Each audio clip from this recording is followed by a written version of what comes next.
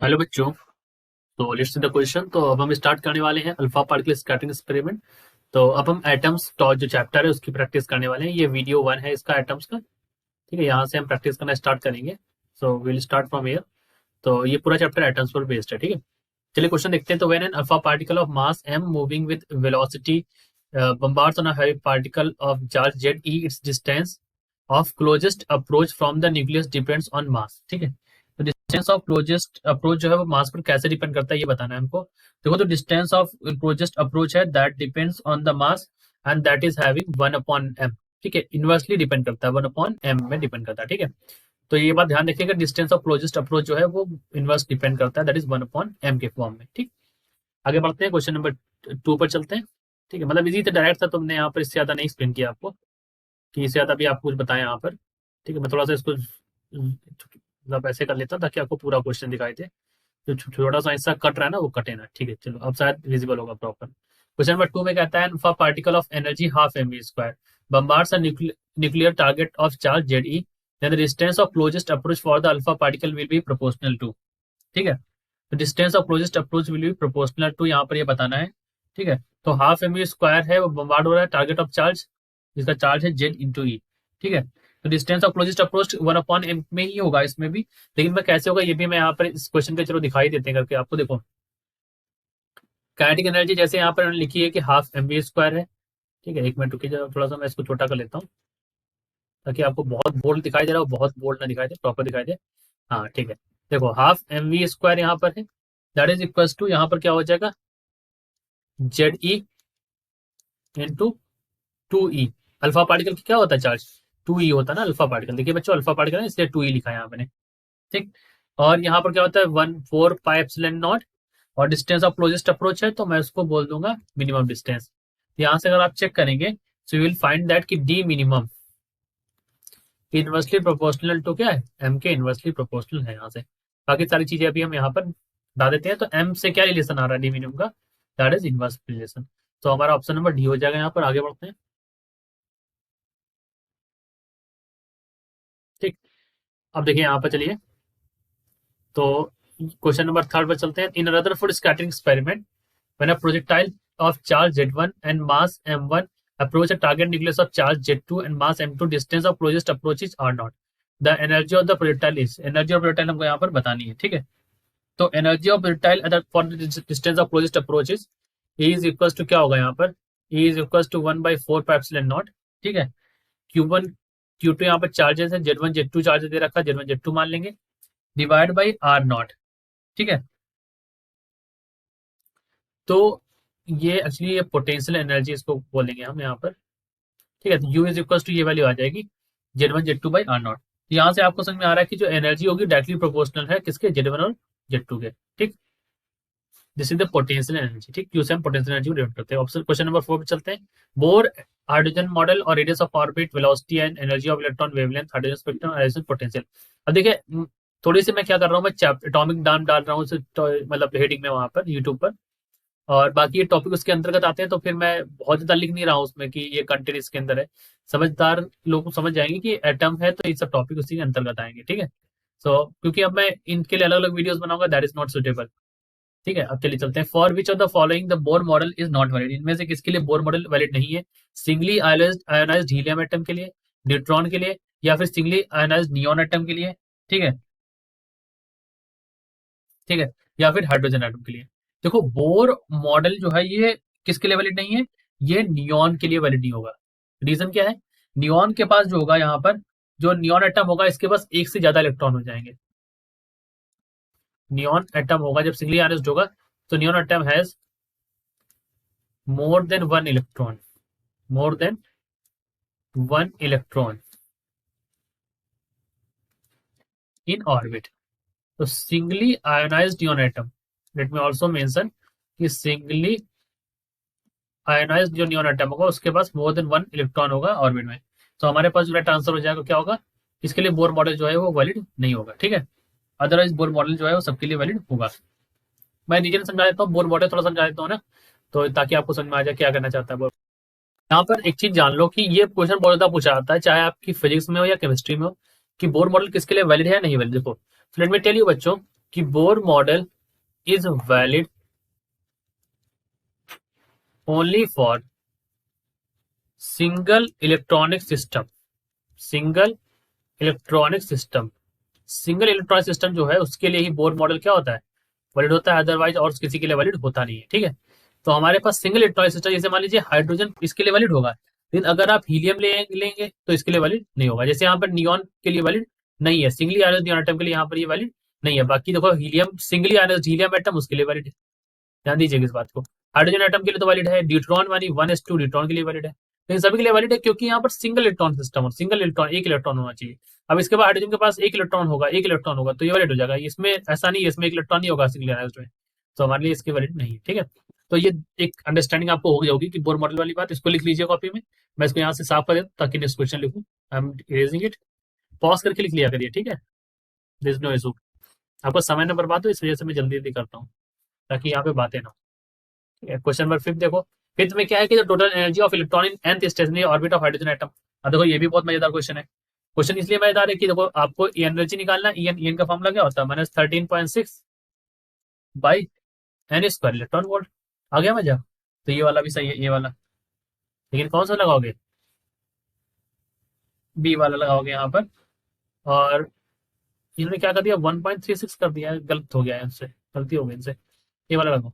ठीक है, -13.6 है यहाँ पर, 1.36 है, गलत हो गया। ठीक, छठा देखो। The total energy of electron in an atom of is -3.4 electron. Kinetic energy, potential energy बताओ जरा। देखो बच्चों, काइनेटिक एनर्जी ले लो चाहे पोटेंशियल, काइनेटिक एनर्जी किसके बराबर हो जाएगी यहाँ पर, एक मिनट देखो, काइनेटिक एनर्जी किसके बराबर हो जाएगी, टोटल एनर्जी के बराबर हो जाएगी, और दैट इज इक्वल टू आधा कितना हो जाएगा, that is equal to U/2। यानी कि टोटल एनर्जी क्या होता है, टोटल एनर्जी होती है sum of kinetic energy plus potential energy. Writing थोड़ी अच्छी है मेरी, तो आप दिखाई दे रहा है आपको। तो kinetic energy is equal to क्या हो जाएगा, 3.4 इलेक्ट्रॉन वोल्ट दे रखा है आपको, दे रखा है। ध्यान दीजिएगा बच्चों, काइनेटिक एनर्जी कभी निगेटिव नहीं होती, ये बात ध्यान रखिएगा। जैसे टोटल एनर्जी दे रखी है, आपके बोर्ड में भी क्वेश्चन आए हैं, तो टोटल एनर्जी की वैल्यू दे रखी है -3.4 इलेक्ट्रॉन वोल्ट। आपसे कोई पूछ दे काइनेटिक एनर्जी बताओ, तो काइनेटिक एनर्जी झट से आप 3.4 इलेक्ट्रॉन वोल्ट बता दीजिएगा, लेकिन निगेटिव साइन नहीं लीजिएगा क्योंकि टोटल एनर्जी के साथ होगा ना, निगेटिव साइन नहीं होगा। या फिर आप मॉड ऐसे लगा के देखो, ऐसे देखो। ठीक, ये बेटर साइन है, और ये इसको U/2 कर दो। ठीक, अच्छा, यू, अब इसके लिए वैल्यू क्या हो जाएगी, यू की वैल्यू क्या हो जाएगी, यू की वैल्यू यहाँ पर हो जाएगी 2 × 3.4, यानी कि वैल्यू हो जाएगी -6.8। यहाँ पे -3.4 था ना, तो ये, तो 3.4 और -6.8, तो ऑप्शन नंबर सी यहाँ पर सही बैठ रहा है। आगे चलो, the ratio of kinetic energy total energy of electron in Bohr orbit of hydrogen atom.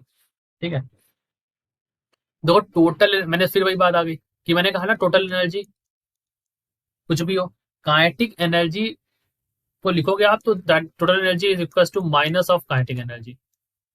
तो रेशियो क्या हो जाएगा, 1:-1 वाला, बी वाला ऑप्शन लगा दो।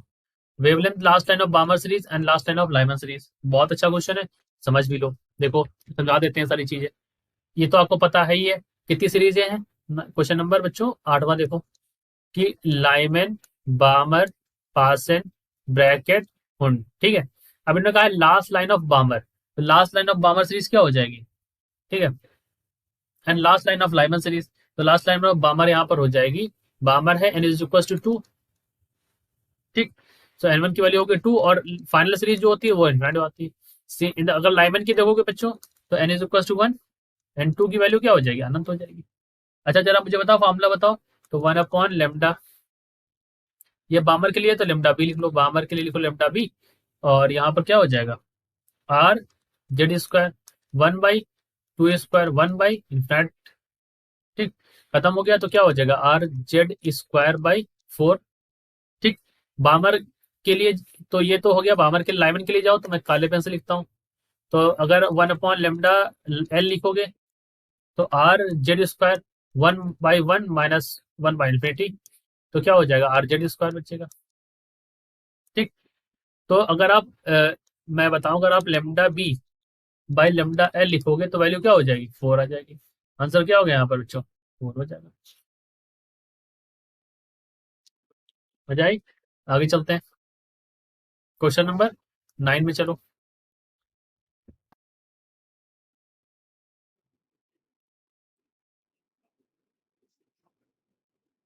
9 लाइन में कह रहा है the longest wavelength in the ultraviolet region of hydrogen spectrum is lambda naught, the shortest wavelength in infrared region is, ठीक है, लॉन्गेस्ट वेवलेंथ जो है यूवी में लैम्डा नॉट है, ठीक। तो अब देखो समझदार को इशारा काफी, यूवी रीजन की बात कर रहे हैं, ठीक है, यूवी, ठीक है, यूवी रीजन की बात कर रहे हैं यहाँ पर, तो क्या होगा यहाँ पर बच्चों, लाइमन सीरीज के बारे में बात कर रहे हैं, बात समझना। यूवी में देखो क्या होता है, यूवी अल्ट्रावायलेट, फिर क्या होता है ये विजिबल, जहां पर आप दुनिया देख रहे हो रंगीन, ठीक है, और फिर विजिबल रीजन में इसके बाद आई आर, ध्यान दीजिएगा, इंफ्रा रेड, रेड के बाद इंफ्रारेड, क्योंकि विबग्योर होता है ना इसमें, जी वाई ओ आर, रेड के बाद इंफ्रारेड आता है और इसके पहले वायलेट, तो अल्ट्रावायलेट रीजन, अल्ट्रावायलेट किसके लिए हो जाएगा, लाइमन, फिर आता बामर, फिर आता पासन, फिर ब्रैकेट, फिर पूरा बताया मैंने अभी आपको, तो ये मैंने आपको रफली यहाँ पर समझाने की कोशिश करी, इसको मैं हटा देता हूँ, अब मैं डायरेक्ट क्वेश्चन को बताऊंगा, ठीक है। देखो लाइमन वाले के लिए अगर आप लिखोगे तो एन एफ इज 1, इनिशियली कितना होगा यहाँ पर 2, ठीक, चलो करो 1/λ0 is equal to R Z square, यानी कि हाइड्रोजन के लिए जेड की वैल्यू 1 है, तो यहाँ पर 1 हो जाएगा, 1/1 माइनस 1/2 स्क्वायर, तो ये हो जाएगा 1 minus 1/4, that is equal to 3r/4, तो लेमडा की वैल्यू यहाँ पर क्या हो जाएगी, लेमडा की वैल्यू हो जाएगी 4/3r, ठीक। अब उन्होंने कहा है शॉर्टेस्ट इन इंफ्रारेड, ध्यान देना बच्चों, ये तो हो गया अल्ट्रावायलेट के लिए। अब अगर मैं इंफ्रारेड में जाऊंगा, ठीक, इंफ्रारेड में अगर आप देखो तो N F is equal to क्या हो जाएगा 3, N I is equal to क्या हो जाएगा इन्फिनाइट हो जाएगा, तो 1/λ is equal to R 1/3 square minus 1/इन्फिनाइट is equal to r/9, r/9 हो जाएगा, तो लेमडा इज इक्वल टू क्या हो गया यहाँ पर, लेमडा इज इक्वल टू हो गया 9/r, ठीक। अब इसको कर लो, ये तो ये आ गया 4/3r, एक ही आ गया, तो अगर हम इसको डिवाइड करेंगे, ऊपर नीचे रख के डिवाइड करो आप, तो क्या ऐसे लिख सकते हैं 9/r, डिवाइड करेंगे तो क्या हो जाएगा यहाँ पर 4, ऊपर चला जाएगा 3r, आर से आर उड़ा दो, 27/4 आ जाएगा, 27/4 लिख दो आंसर में, 27/4 कहाँ दे रखा है इसमें, यह दे रखा है, ठीक। अच्छा क्वेश्चन है, करके देखना। जब शॉर्टेस्ट वेवलेंथ बोलेंगे इंफ्रारेड में, तो इंफ्रारेड में किस में जाओगे आप, फिर से बताओ जाना, इंफ्रारेड में जाओगे अगर आप जाओगे तो ये जाएगा पासन में, किस में जाएगा पासन, ठीक, शॉर्टेस्ट वाली के लिए। और अल्ट्रावायलेट में जाओगे तो यहाँ कहाँ जाओगे, लाइम में, ठीक, लाइमन बामर पासन होता है ना इस तरह से, क्लियर। चलो 10वां देखो,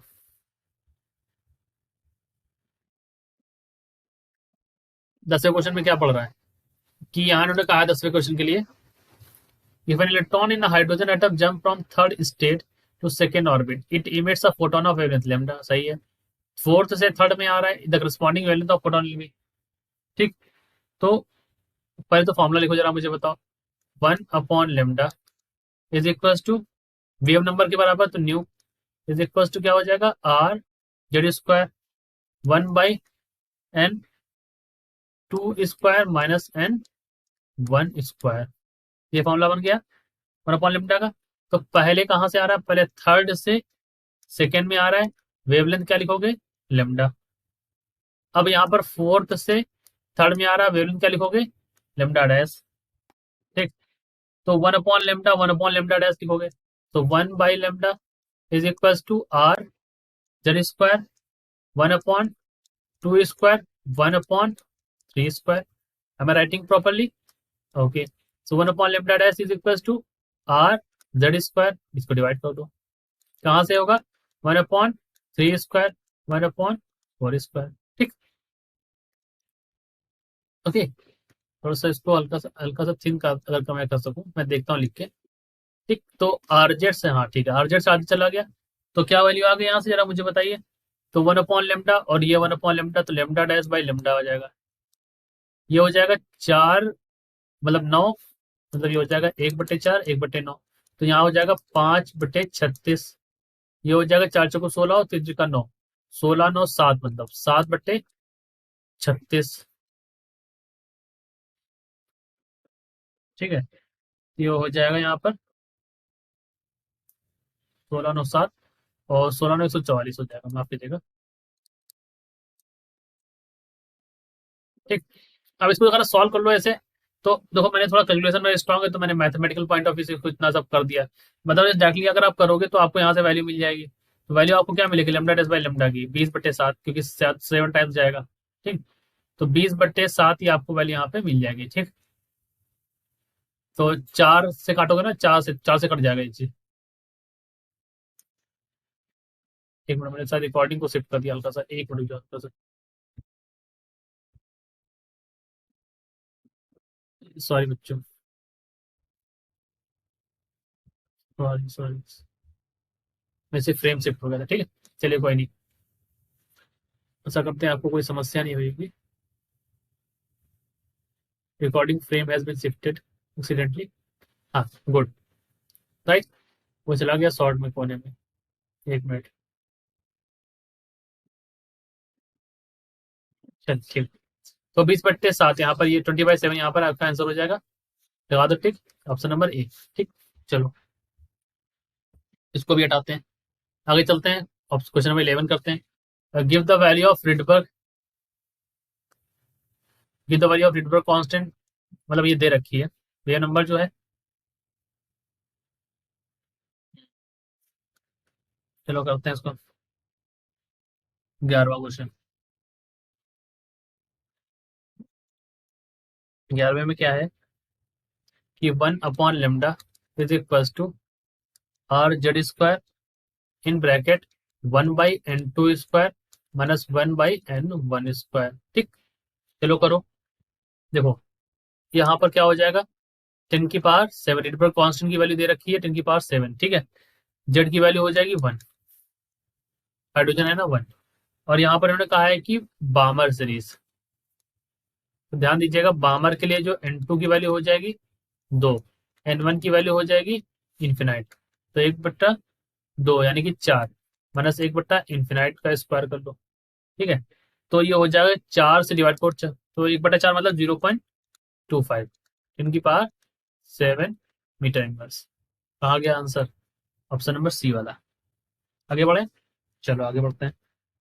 तो ये आ गया यहाँ पे आपको पेज का एंड। ठीक है, नेक्स्ट पेज चलते हैं। देखिए कितनी स्पीड में आप लगा पा रहे क्वेश्चन को। थर्ड ऑर्बिट ऑफ हीलियम, ठीक है, atom. Hmm using non-relativistic approach, the speed of electron in the orbit will be given by k is equals to 10⁹ constant, z is equals to 2 and h is Planck constant, इसकी value दे रखी है। ठीक। चलो करते हैं इसको 12 number को। देखो, क्वेश्चन नंबर 12 देखिए आप यहाँ पर। ठीक। तो कहा है कि consider the third orbit of helium using non relativistic approach, the speed of electron, यानी वी आपसे पूछा गया था। ठीक है, तो मैंने अभी वी दोबारा इसको इरेज कर दिया था।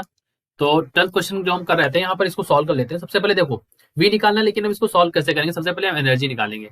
तो थर्ड के लिए अगर एनर्जी निकाले, एनर्जी फॉर थर्ड ऑर्बिट, तो हमारा जो फॉर्मुला होता है that is equal to 13.6 z² / n² in electron volt. ठीक है।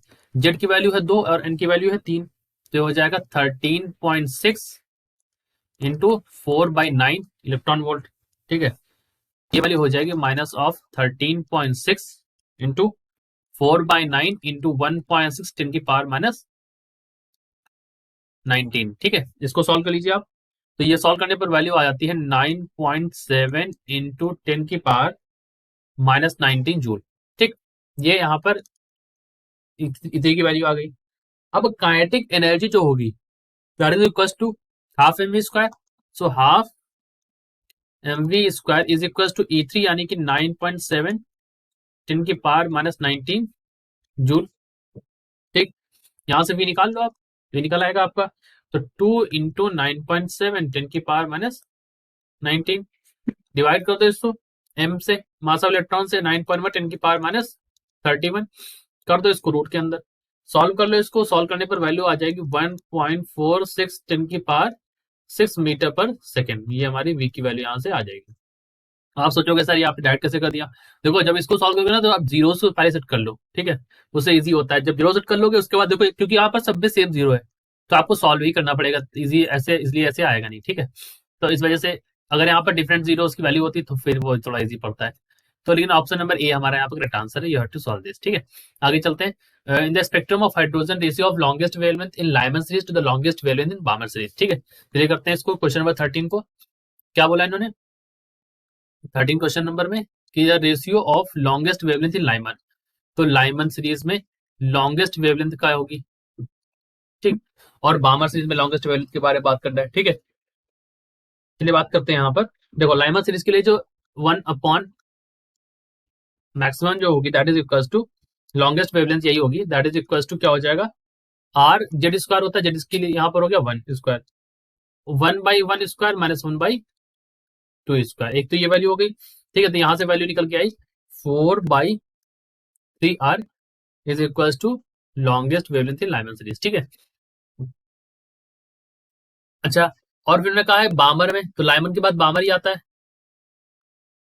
तो बामर के लिए लॉन्गेस्ट क्या होगी, उसके लिए लॉन्गेस्ट वेवलेंथ होगी जब वो कहाँ से आएगा 2 से 3, ठीक है। तो वहां पर हम लिखेंगे, यहाँ पर अगर आप लेमडा मैक्सिमम के लिए निकालोगे तो 2 और 3 वाला रखेंगे यहाँ पर, तो क्या हो जाएगा 1 अपॉन करके निकाले थे पहले, ठीक है।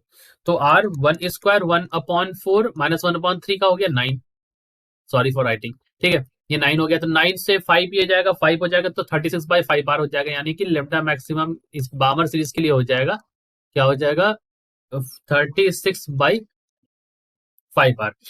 तो इसको डिवाइड कर दो लाइमर और बामर वाला, सो दोनों का lambda by lambda for Balmer is equal to lambda for Lyman is equal to 4/3 R into 5r/36, R से आर उड़ा दो तो ये हो जाएगा 4×9=36, तो 5/27 हो जाएगा आंसर, ठीक है। ये क्वेश्चन बहुत बार पूछा जा चुका है, मतलब ऐसे 27/5, 5/27, इसको याद रखना, ठीक है। ठीक है, जनरली यही आपका आता है, ठीक। तो वो प्रैक्टिस कराने का क्या मोटिव है यहाँ पर, प्रैक्टिस कराने का मतलब क्या है यहाँ पर, अगर मैं प्रैक्टिस करा रहा हूँ इसका मतलब ये है कि मैं चाहता हूँ आपको चीज याद हो जाए, वो होगी जब आप इसकी प्रैक्टिस और अच्छे से करोगे, ठीक है। आगे चलते हैं, ठीक। तो 14 question, hydrogen atom in ground state is satisfied by monochromatic radiation, lambda की value 975 angstrom, number of spectral lines in the resulting spectrum will be, ठीक है। नंबर ऑफ स्पेक्ट्रल लाइंस का फॉर्मूला यहाँ पर देखो, नंबर ऑफ स्पेक्ट्रल लाइंस निकालने के लिए आपको क्या करना होगा, तो एनर्जी देखो, energy E is equal to क्या होता है, इज इक्वल टू होता है एच सी बाई लेमडा।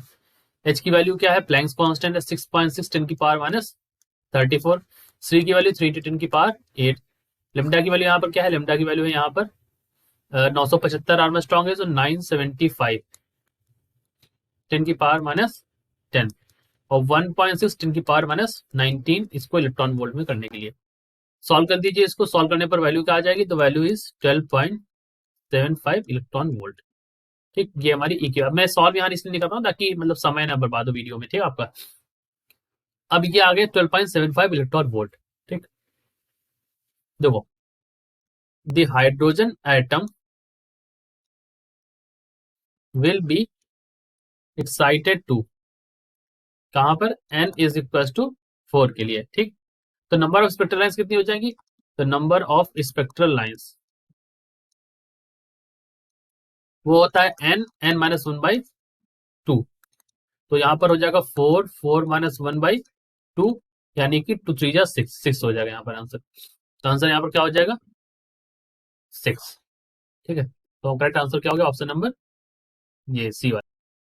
हालांकि क्वेश्चन सॉल्व हो गया, फिर भी एक कंफ्यूजन को दूर कर देते हैं। देखो अभी मैंने n इक्वल टू 4 बोल दिया, फिर मुझे लगा तो मुझे बता देना चाहिए था ये बात। तो 1/λ इज इक्वल टू क्या होता है, आर स्क्वायर होता है ना, तो 1/rz स्क्वायर होता है, तो आर और यहाँ पर होता है 1/n1 square minus 1/n2 square, ठीक। हमें मानते हैं कि इलेक्ट्रॉन जो है वो n1 से यहाँ से किसी भी n2 लेवल पर जा रहा है यहाँ पर, ठीक है, यहाँ से, और जब ये वापस आएगा तो यहाँ पर स्पेक्ट्रम रिलीज होंगे, ठीक है। अब देखो यहाँ पर क्या है, जो नंबर ऑफ स्पेक्ट्रल लाइंस वो निकालने के लिए 1/λ इज इक्वल टू लेमडा दे रखा है हमको, तो आर की वैल्यू यहाँ पर रखते हैं, तो 1/975 आर्मस्ट्रांग, तो 975 10 की पावर माइनस 10, आर की वैल्यू होती है यहाँ पर 1.1 10 की पावर 7, और ये हो जाएगा 1 से, और ये इन्होंने क्या लिखा है हम लोगों को हाइड्रोजन है ना, मोनोक्रोमेटिक है, तो 1/n², ठीक, 1/n² मान लेते हैं किसी भी n लेवल पर।